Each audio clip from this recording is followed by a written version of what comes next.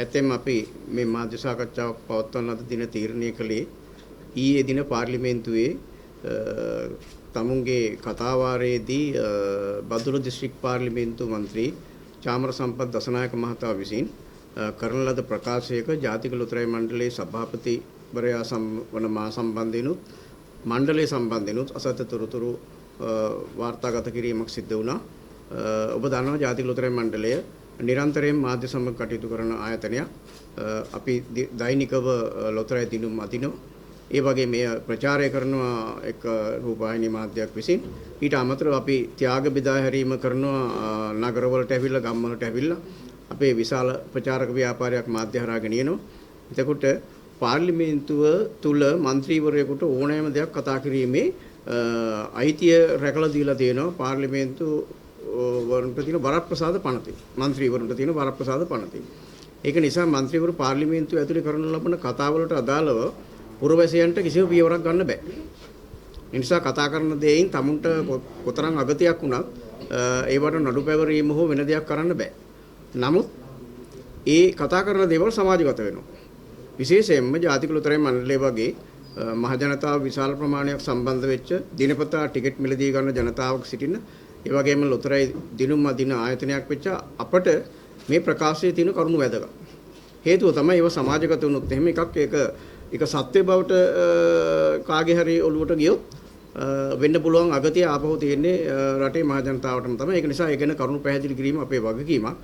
මේ අවස්ථාවට සහභාගී වෙනවා ජාතික ලොතරැයි මණ්ඩලයේ සභාපති වන MDCA පෙරේරා වන මම. ඊට අමතරව ජාතික ලොතරැයි මණ්ඩලයේ සාමාන්‍ය අධිකාරී අරීෆ් මහතා, නියෝජ්‍ය සාමාන්‍ය අධිකාරී සංජීව විද්‍රිසිංහ මහතා සහභාගී වෙනවා. එතුමා නීතිඥයෙක්. ඒක නිසා මේකේ නීතිමය පසුබිම ගැනත් අපිට කතා කරන්න පුළුවන්.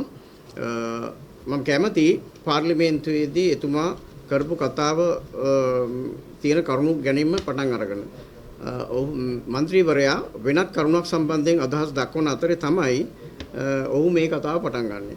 දැන් මෙයා ජාතික ලොතරැයි මණ්ඩලයට ගිහිල්ලා මේ ඇන්ටන් පෙරේරා කරලා තියෙන වැඩේ දන්නවද? ජාතික ලොතරැයි මණ්ඩලයට ගිහිල්ලා මූලාසනයේ මන්ත්‍රීතුමේ රුපියල් 7500ත් 5000ක් අර හවස දිනුම් අදිනකොට ඩ්‍රෝ එක අදිනකොට 4 දෙනෙක් වාඩි කරනවානේ. පොලිසිය ASP කෙනෙක්, ඇකවුන්ටන්ට් කෙනෙක්, ගණකාධිකාරීවරියෙක් එහෙම වාඩි කරනවා. මේකේ 7500ක් ගන්න එක දැන් මෙයා ගියාට පස්සේ 25000ක් කරලා. මේ ජාතික ලොතරැයි මණ්ඩලයේ සල්ලි යන්නේ මහ පොළොව සිස්වත් අරමුදලට, අහිංසක දරුවන්ට. මහ පොළොව සිස්වත් දෙන අරමුදලට යන සල්ලි මෙයා ගියාට පස්සේ මම ගාව ගැසට් එක තියෙනවා. මම පෙන්නන්නම් ඕගොල්ලෝ හොයලා බලන්න. ආණ්ඩුවේ മന്ത്രിවරු හැටියට කෝප් එකයි මේක හොයලා බලන්න ගේන්න.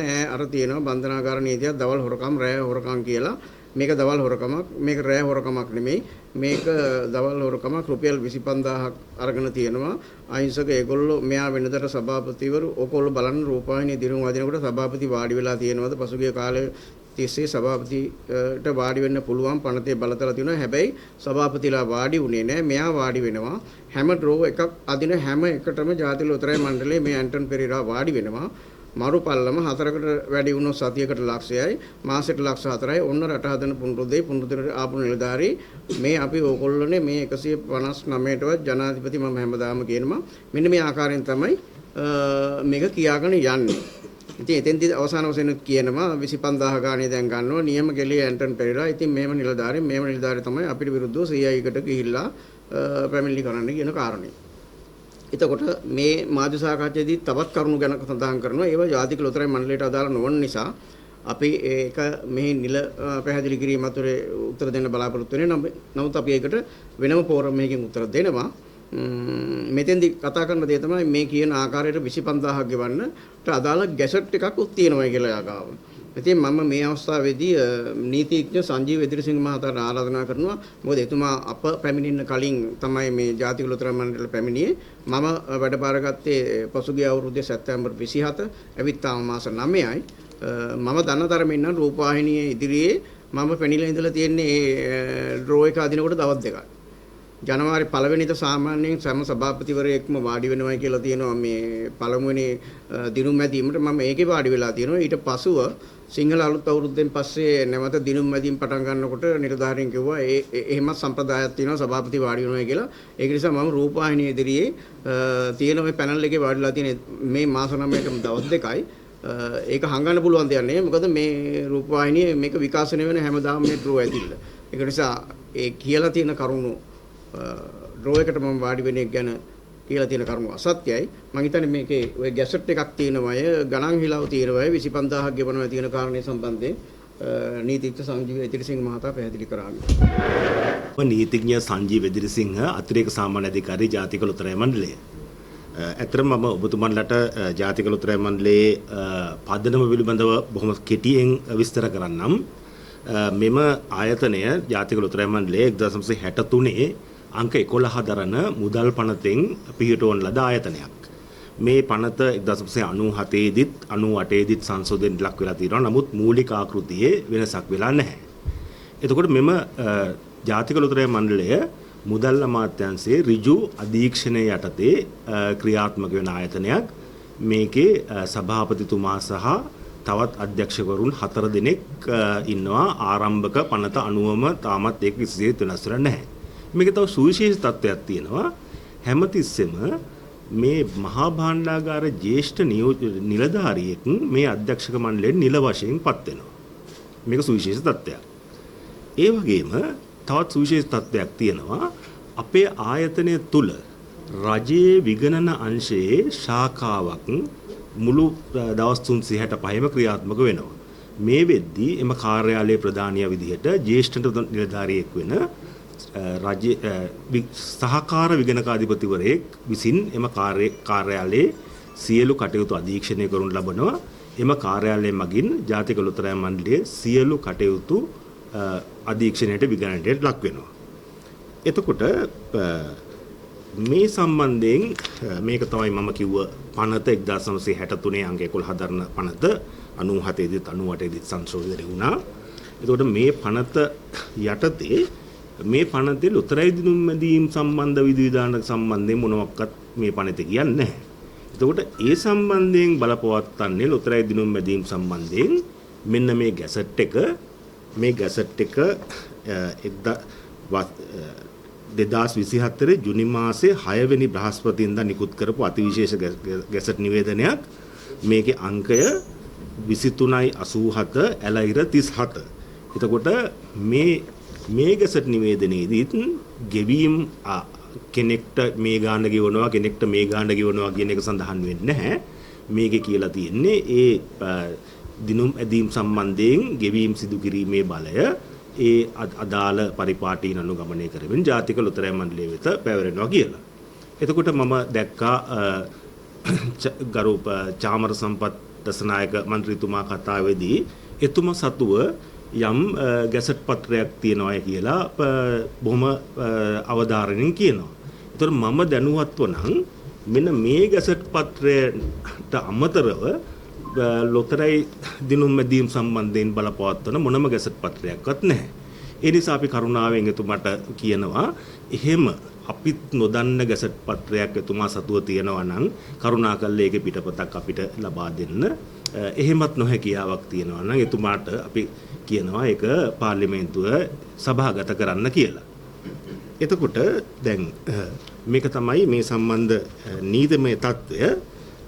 ඒ වගේම මම ඔබතුමාලට අනුතුයෙන් කියන්න දෙයක් නැහැ. සභාපතිතුමා කිව්වා වගේ අපි මාධ්‍යත් එක්ක බොහොම කිට්ටුවෙන් සමීපව වැඩ කරන ආයතනයක්. අපි මාධ්‍ය නිදහස බොහොම ඉහළින් අගයනවා. එතකොට ඒ වගේම ඔබතුමාලට දන්නවා යම් ප්‍රකාශයක් යම් තැනැත්තෙකු කරද්දී සහ එම ප්‍රකාශය තවත් තැනැත්තෙකු විසින් ප්‍රසිද්ධ කරද්දී මේ ප්‍රකාශයේ අන්තර්ගතය සම්බන්ධයෙන් ප්‍රකාශකයාට වගේම ප්‍රසිද්ධ කරන්නාටත් වගකීමක් තියෙනවා. එතකොට යම් තැනැත්තෙකු විසින් පදනම් විරහිත අසත්‍ය අපහාසාත්මක නොමගයවන සුළු ප්‍රකාශ සිදු කරන අවස්ථාවකදී ඒ දේවල් දිගින් දිගටම සොයා බැලීමකින් තොරව යම් මාධ්‍ය ආයතනයන් විසින් පළ කිරීමක් සිද්ධ කිරීම දිගින් දිගටම සිද්ධ වුණොත් අපේ කීර්ති නාමයේ උදෙසා යම් නීතිමය පියවර ගන්න අපිට සිද්ධ වෙනවා. මක් නිසාද මේ ලොතරැයි කර්මාන්තයේදී කීර්තිය විශ්වාසනීයත්වය කියන එක අපේ මේ බිස්නස් අපේ මේ ව්‍යාපාරේ පදනම. එතකොට අපි කෙරෙහි මහජනතාව යම් විශ්වාසනීයත්වයක් අපසන්න භාවයක් ඇති කර ගත්තොත් මේ ලොතරැයි කර්මාන්තය බිඳ වැටීමට ලක් වෙනවා. මම හිතන්නේ මේ සම්බන්ධ නීතිමය පැහැදිලි කිරීම මම කළා. එතෙන් සිට අවශ්‍ය පැහැදිලි කිරීම අපේ සාමාන්‍යාධිකාරී මරීෆ් මහතා විසින් සිදු කරයි. පදසනායක මන්ත්‍රීවරයා පාර්ලිමේන්තුවේදී කරපු ප්‍රකාශයට අදාළව මහජනතාවට අපිට ප්‍රකාශ කරන්න තියෙන තත්ත්වය.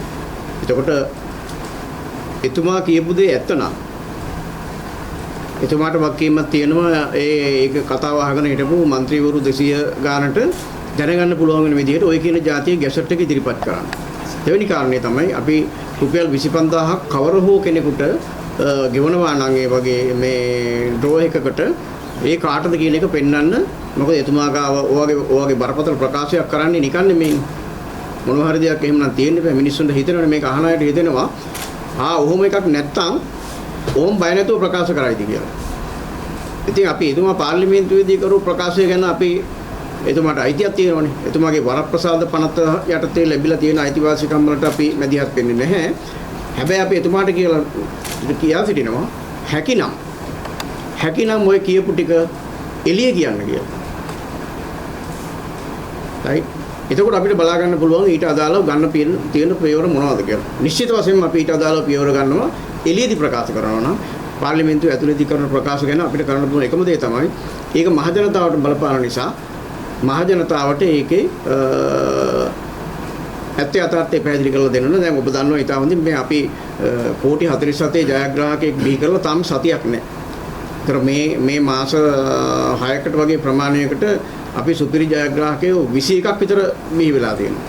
අපි දෛනිකව දිනුම් මැදීමේදීත් එහෙමයි. ඒක නිසා මහ ජනතාවට විශාල විශ්වාසයක් තියෙනවා. අපේ ටිකට් පත් මිලදී ගන්න ප්‍රමාණය ක්‍රමයෙන් වැඩි වේගන එනවා. එතකොට ඔබ දන්නවා මේ ටිකට් පතක් මිලදී අරගෙන ඒගොල්ලෝ තෑග්ගක් ලබන එක විතරක් නෙමෙයි කරන්නේ. ඒගොල්ලෝ විශාල ආයතන ප්‍රමාණයක් පෝෂණය කරනවා. ක්‍රීඩා අරමුදලට යනවා. වකුගඩු අරමුදලට ඒගොල්ලන්ගේ සල්ලි යනවා. ඊට පස්සේ කම්කරු අමාත්‍යාංශයේ මේ අරමුදලට යනවා. සෙවන අරමුදලේ සල්ලි යනවා ජාතික නිවාස සංවර්ධන අධිකාරියට.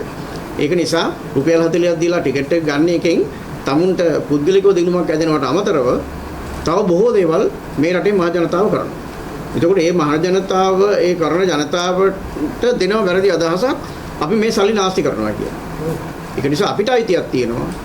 යා පාර්ලිමේන්තුවේ වරප්‍රසාද වලට මුවා වෙලා ප්‍රකාශ කරනවද නැද්ද කියන එක අපිට අදාළ නැහැ. අපිට තියෙනවා ඇත්ත යථාර්ථය පැහැදිලි කරන්න. ඒක නිසා මෙතනින් පසුවත් තව තියෙනවා තවත් බොහෝ දේවල් කියනවා වෙනත් කාරණයක් සම්බන්ධයෙන් අපිට මේ බැනර් එක යටතේ ඒක කතා කරන්න බෑ. නමුත් අපි ඒකට පැහැදිලි කිරීමක් කරනවා සුළු මොහොතකින්. මාධ්‍යවේදී ඔබට තවදුරටත් මේ සම්බන්ධයෙන් ගැටලු තියෙනවා නම් එතුමා කරපු ප්‍රකාශය ගැන හෝ අපි කරන දේ ගැන ප්‍රශ්න විසඳීම සඳහා අවස්ථාව තියෙනවා. එතුමා හිතන්නේ මේක ස්වභාවයක් තියෙනවා. මට ඒක මේ පැහැදිලි කරන්න පුළුවන් යම් ප්‍රමාණයකට මේකට සම්බන්ධ මම දකින්නේ මෙන්න මෙහෙමයි. අර ඔබ අහලා දිනවා හඬ ඊසොප්ගේ අත ජාකොබ්ගේ කියලා කතාවක්. සමහර පුද්ගලයෝ ඉන්නවා ඔවුන් ඇත්තටම ක්‍රියාත්මක වෙන්නේ වෙන තැන්වලින්. අර අම්බලන්ගොඩ රූකඩ නටනවනේ. රූකඩේ නිකන් තනියම නටන්නේ නැහැ. පිටිපස්සේ ඉඳලා නූල් අදින්න ඕනේ. එතකොට තමයි නටන්නේ. ඒක නිසා මේ ප්‍රකාශය දැනුවත් කරන ප්‍රකාශයක් නොවන බව ඉතා පැහැදිලි. 25000ක් අපි කාටවත් ගෙවන්නේ නැහැ. එහෙම ගැසට් එකක් නැහැ. රූපවාහිනී පැනල් එකේ මම දවස් ගානේ වාඩි වෙන්නේ නැහැ. හරි? ඒතර මේව නොදන්න කාරණා නෙමෙයි මේ. ඒතර මේක ප්‍රකාශ කිරීම සඳහා හේතුවක් තියෙනවා. ඒ හේතුව ඔයගොල්ලන්ට තව විනාඩි 5කින් 10කින් දැනගන්න පුළුවන්.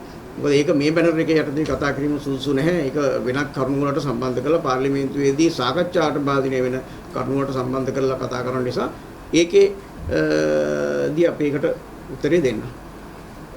තවත් ඔබට කිසියම් පැහැදිලි කර ගැනීමක් තියෙනවද? දැන් ඔබතුමා කරන චෝදනාව හරහා ජාතික උත්තරයි මණ්ඩලයේ කීර්තනාමයට තමයි හානි සිදු වෙලා තියෙන්නේ. විශාල හානි තියෙන එකට. ජාතික උත්තරයි මණ්ඩලයේ ජනතාව ලබා දෙන කියන විශ්වාසයට හානියක් සිදු වෙලා තියෙනවා. ඔව්. දැන් ඔබතුමාලාට හැකියාවක් නැද්ද නීතිමය පියවරක් ගන්න මේ විදිහට තත්ත්වයකට කියලා? මේ පාර්ලිමේන්තුවේ ඇතුළේදී කරන ප්‍රකාශයක් සම්බන්ධයෙන් පාර්ලිමේන්තු වරප්‍රසාද පනත අනුව මේ එළියේ මොකද ක්‍රියාමාර්ගයක් ගන්න බෑ. එහෙම බැරියර් එකක් තියෙනවා අපිට. ඒක නිසා අපි ඒක හැබැයි අපේ නීතිඥ මණ්ඩලය සමග සාකච්ඡා කරනවා මේ සම්බන්ධයෙන් පියවරක් ගන්න බැරිමද කියලා. එහෙම නැතිනම් විශේෂ භාර අමාත්‍යවරයාට ගෙන් අපි ඉල්ලා සිටිනවා පාර්ලිමේන්තුවේ මේකට අදාළ පැහැදිලි කිරීමක් කරන්න කියලා. මොකද මේක මහ ජනතාව අතර මේ පැතිර යන එක මේ පැතිර යනකොට ඒක නිවැරදි ප්‍රවෘත්තිය මහ ජනතාව අතරට යන්න ඕන නිසා අපි මුදල් අමාත්‍යාංශයේ විශේෂ භාර නියෝජ්‍ය ඇමතිවරුන්ට සහ ඇමතිවරයාට දැනුම් දෙනවා මේ සම්බන්ධයෙන්. තක්වේවා මගේ නම AM ආරිෆ් ජාතික ලොතරැයි මණ්ඩලයේ සාමාන්‍ය අධිකාරී වශයෙන් මම රාජකාරී කරනවා. විශේෂයෙන් මම කියන්න කැමති ඊයේ දිනේදී ගරු පාර්ලිමේන්තු මන්ත්‍රී චාමර සම්පත් දසනායක මැතිතුමා විසින් සාවද්‍ය ප්‍රකාශයක් කියා තිබුණා. දිනුම් මෙදීමේ වාරයේදී වාඩි වෙන අවස්ථාවේදී නිලධාරියෙක් සඳහා ගෙවන මුදල රුපියල් 25000ක් කියලා එතුමා සඳහන් කරලා තිබ්බා. ඒක සාවද්‍ය ප්‍රකාශයක්. එහෙම 25000ක ගෙවීමක් අපි කිසිසේත්ම ගෙවලත් නැහැ, ගෙවන්නෙත් නැහැ. අපිට මේ අවුරුද්දේ මේ මාසේ දක්වා අපි නිලධාරියෙක් සඳහා ගෙවන උපරිම ගාණයක් හැටියට තිබ්බේ රුපියල් 8000ක්. ඒකත් ඉහළ නංවන්න කියලා අපිට දෙනුම් දීලා තිබ්බා වසර දෙකකට කලින් 12000 දක්වා. ඒකත් අපි ක්‍රියාත්මක කරේ නැහැ.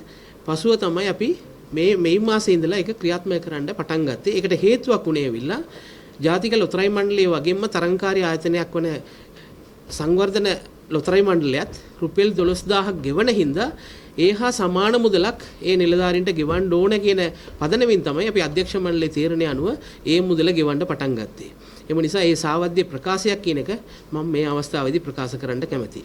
ඒත් එක්කම අපේ ජාතික ලොතරැයි මණ්ඩලයේ ගරු සභාපතිතුමා සඳහන් කරා පරිදි සභාපතිවරුන්ට බලයක් තියෙනවා පැනල් ඩ්‍රෝ එකේ වාඩි වෙන්න. නමුත් සභාපතිවරයෙක් වාඩි වෙන්නේ සාමාන්‍යයෙන් ඇවිල්ලා සම්ප්‍රදායක් තියෙනවා විශේෂිත අවස්ථාවක පමණයි. මේ අවුරුද්දේ ජනවාරි 1 වෙනිදා හා අලුත් සිංහල අලුත් අවුරුද්දෙන් පස්සේ පටන් ගත්ත පළවෙනි අවස්ථාවේදී පළවෙනි ඩ්‍රෝ එකේදී තමයි එතුමා වාඩි වෙලා තියෙන්නේ. ඒ හැර කිසි දිනක ඩ්‍රෝ එකට වාඩි වෙලා නැහැ. ඒ ක්‍රමවේදය තමයි තවදුරටත් ක්‍රියාත්මක වෙන්නේ. එම නිසා ඒකත් සාවද්‍ය ප්‍රකාශයක් කියන එකත් මම කියන්න කැමතියි.